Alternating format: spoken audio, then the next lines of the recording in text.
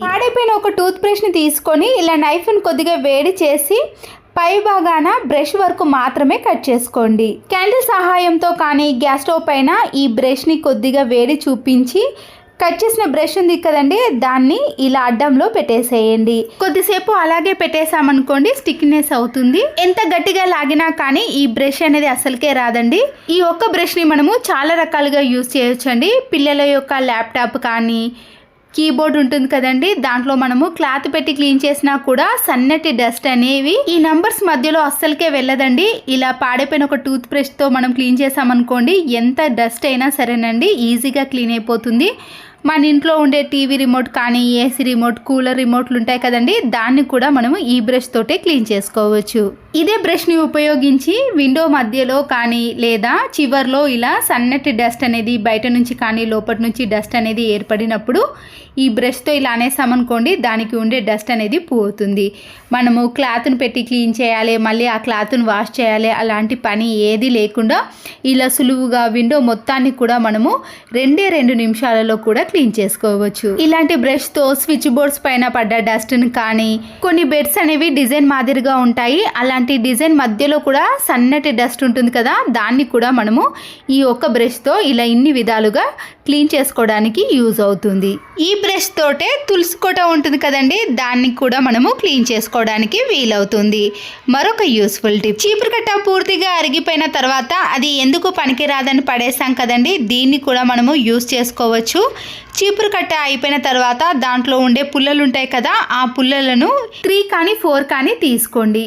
ఈ చీపురు ఉన్న దాన్ని తీసేసి ఈ పుల్లలను మాత్రమే అన్నిటినీ ఒక దగ్గర జాయిన్ చేసి మన ఇంట్లో ఉండే వైట్ కలర్ ప్లాస్టర్ కానీ లేదా ఇంకేదైనా ప్లాస్టర్ని దీనికి చుట్టేసేయండి. ఇప్పుడు మన ఇంట్లో ఏదైనా కాటన్ క్లాత్ చినిగిపోయింది కానీ పాతది ఏదైనా ఉన్నా సరేనండి, ఆ క్లాత్ను మాత్రం ఇక్కడ యూజ్ చేసుకోవచ్చు. ఇక్కడ కాటన్ డ్రెస్ని తీసుకొని ఇలా మధ్యలో కానీ లేదా చివరి భాగంలో కానీ కట్ చేసుకోవాలి. ఇలా కట్ చేసుకున్న దానికి 2 వైపులా ఓపెన్ ఉంటుంది కదండి, మనము ఒక 1 సైడ్ మాత్రమే స్టిచ్చింగ్ కానీ లేదా మిషన్ సహాయంతో క్లోజ్ చేసేయండి. స్టిచ్చింగ్ వేసిన తర్వాత ఈ క్లాత్ను ఇలా సమానంగా చేసుకున్న తర్వాత సీజర్తో మనము ఇలా ఓపెన్ ఉన్న సైడ్ మాత్రము పై వరకు కాకుండా కొద్దిగా గ్యాప్ ఇచ్చుకుంటూ మనము సీజర్తో మొత్తం కూడా కట్ చేసుకోవాలి. ఇలా పూర్తిగా కట్ చేసుకున్నాక ముందుగానే ప్రిపేర్ చేసుకున్న స్టిక్ ఉంది కదండి, ఆ స్టిక్కి మనము ఫెవికల్ని కానీ గమ్మును పెట్టేసి ఈ క్లాత్ మొత్తానికి కూడా ఇలా వీడియోలో చూపించిన మాదిరిగా అతికించేసేయండి. మీకు ఈ క్లాత్ ఇంకా మందంగా కావాలంటే ఇంకో 2-3 కూడా జాయిన్ చేసుకోవచ్చండి.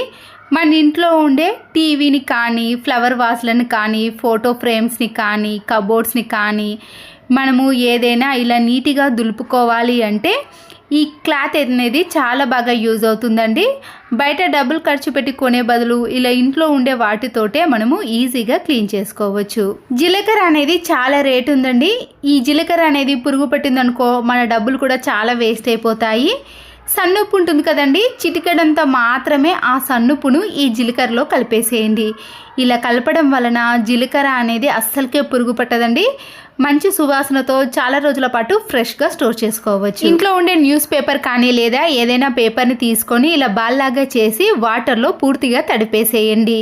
నిమిషం పాటు అలాగే ఉంచేసిన తర్వాత ఈ తడిసిన వాటర్ని కొద్దిగా తీసేసి ఫ్రిడ్జ్లో ఏదైనా బ్యాడ్ స్మెల్ కానీ పులిసిన వాసన, పెరుగు, పాల లాంటివి వాసన వచ్చినప్పుడు ఈ పేపర్ని పెట్టేసామనుకోండి బ్యాడ్ స్మెల్ అనేది అస్సలకే రాదు. సమ్మర్లో ఆకుకూరలు కానీ మామిడికాయలు అనేవి తెచ్చుకున్నప్పుడు ఫ్రెష్గానే ఉంటాయండి. ఫ్రిడ్జ్లో పెట్టినా కూడా అవి మెత్తబడటం కానీ త్వరగా పాడవటం లాంటివి జరుగుతూ ఉంటాయి.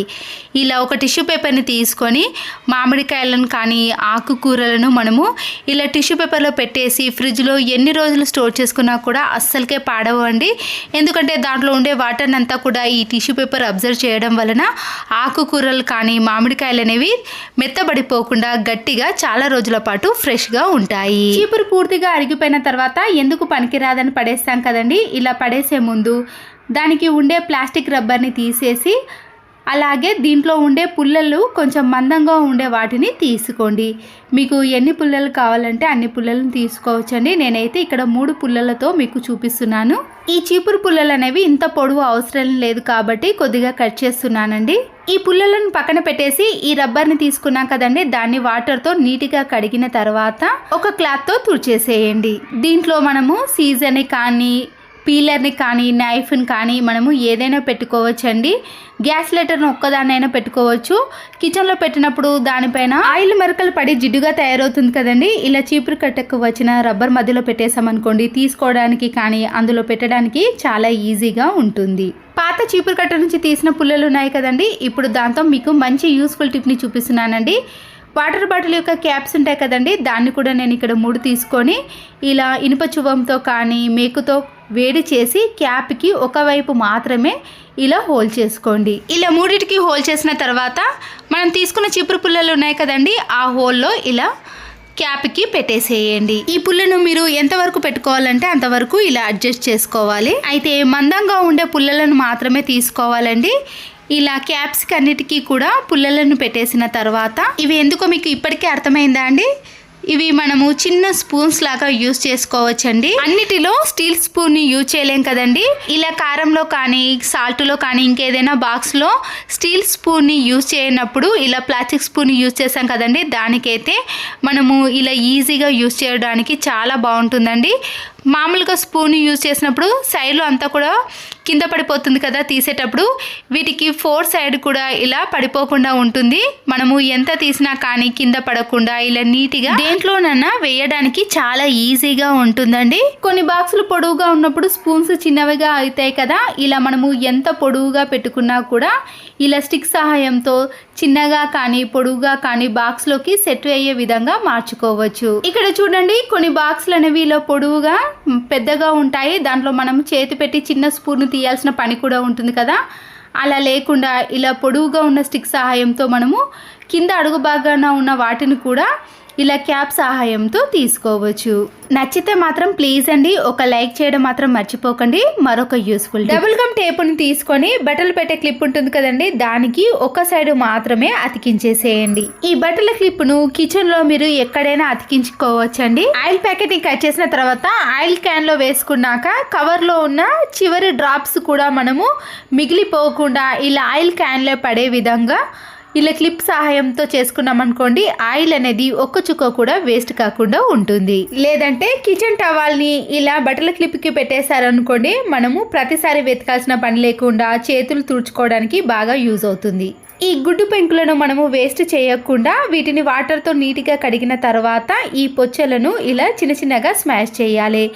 దీనిపైన కొద్దిగా సాల్ట్ని వేసి స్క్రబ్బర్ని తీసుకొని ఈ పెంకుల సహాయంతో కిచెన్ సింక్ మొత్తాన్ని కూడా క్లీన్ చేసుకోవచ్చండి. ఎలాంటి మరకలైనా తొలగిపోతాయి, ఎలాంటి బ్యాడ్ స్మెల్ కూడా రాదండి. ఇలా సాల్ట్ పెంకులతో క్లీన్ చేసి చూడండి, కిచెన్ సింక్ అనేది చాలా నీట్గా క్లీన్గా తయారవుతుంది. చూసారు కదండి కిచెన్ సింక్ అనేది ఎంత నీట్గా కనబడుతుందో, ఎలాంటి బ్యాడ్ స్మెల్ కూడా రాదండి. మీరు కూడా ఒక్కసారి ట్రై చేసి చూడండి.